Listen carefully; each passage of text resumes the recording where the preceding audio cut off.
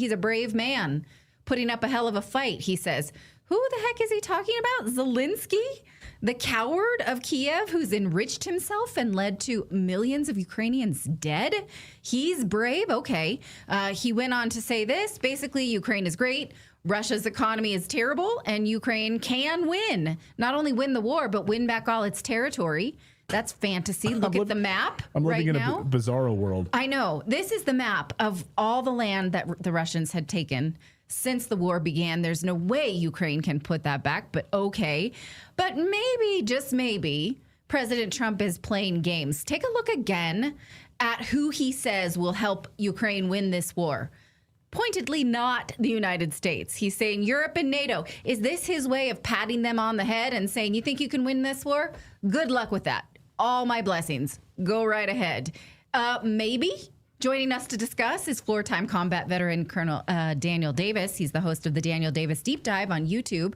Thank you for joining us. Colonel, great to see you. What do you think? Is this a sleight of hand, or has Trump lost his marbles and forgot that Zelensky's a bad guy? I've been trying to figure this out really ever since yesterday when this first happened. It actually happened while I was on the air on a different show, and I had to break in to talk about this because I just couldn't believe what I was reading at first. But the more I've thought about it, the more I'm thinking this is just an elaborate Trumpian way to pass the buck.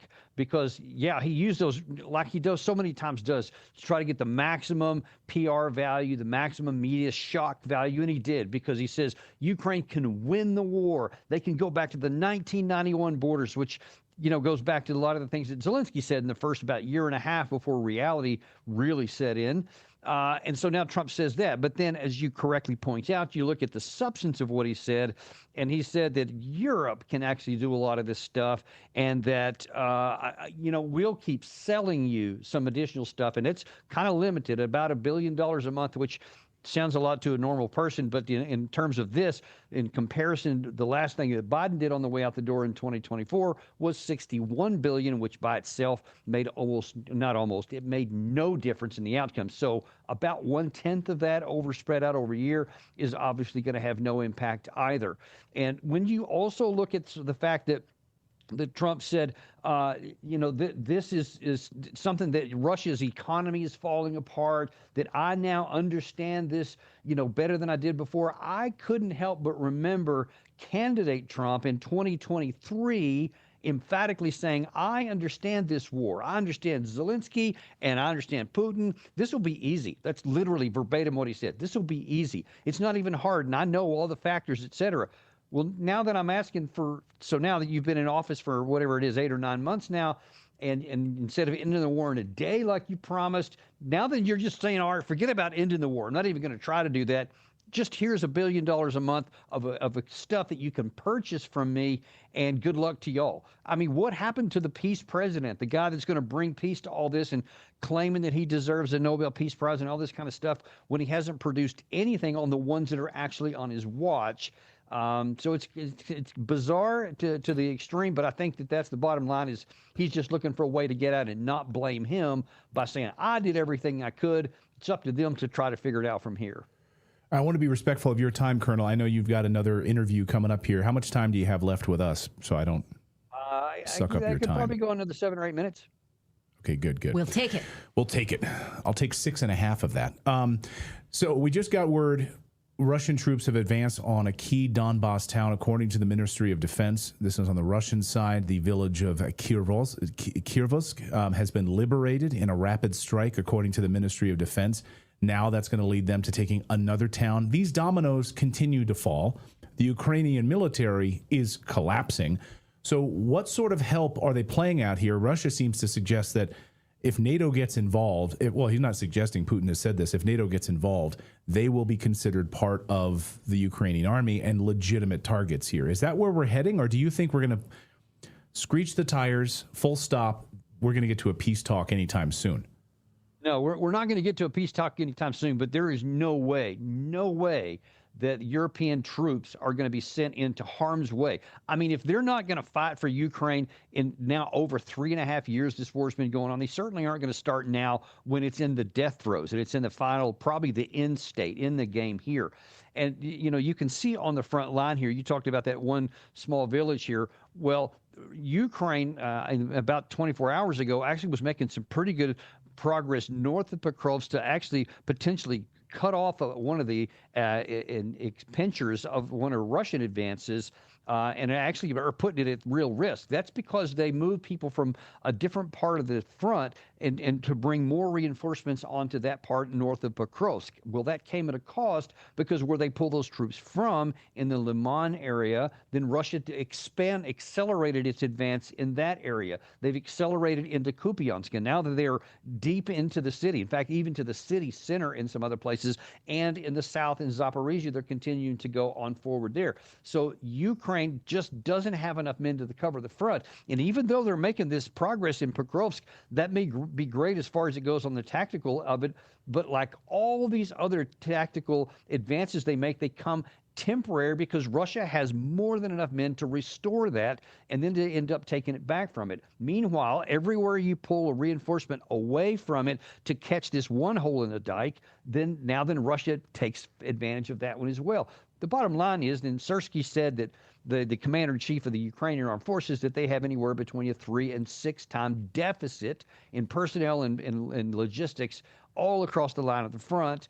And you can't replace that. And Russia continues to accelerate, and they get larger because they're recruiting, not force mobilizing, but recruiting more people per month than they're losing. So they have now formed a strategic reserve somewhere around 300,000 people on top of the about 700,000 people that are in Ukraine. Everywhere you want to count it, this thing is going south. So when you look at all of that in light of what Trump has said here, it becomes even more bizarre. Who cares if you want to go back to the 1991 borders? It matters what you can do and what you can't do. And there is no capacity for Ukraine to magically start going to the 1991 borders when they have failed over the last 3.5 years. So that's why I circle back around to saying I think that Trump is just using splashy language and putting this onus on Europe and on Zelensky, patting him on the back and saying, good luck to you, but we're not going to fight for you.